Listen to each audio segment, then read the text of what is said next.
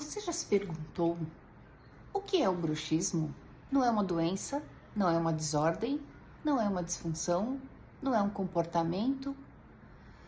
Hoje a ciência nos mostra que distúrbios neurológicos, desordens neurológicas trazem uma cadeia de nervos que se intercomunicam com o nervo trigêmeo por proximidade.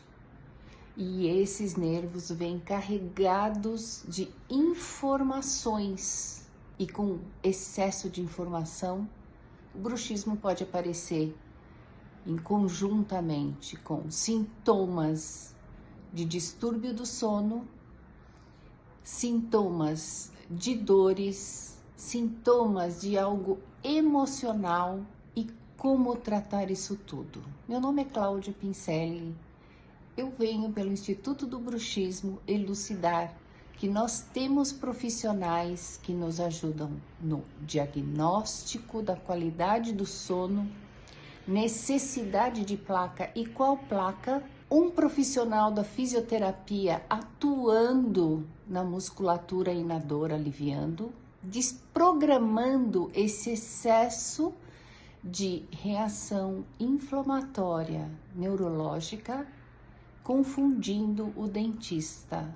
E todo esse processo traz para o dentista um maior conforto para o ajuste final de guias de funções mastigatórias com um sistema não condensado de informação, porém mais aliviado.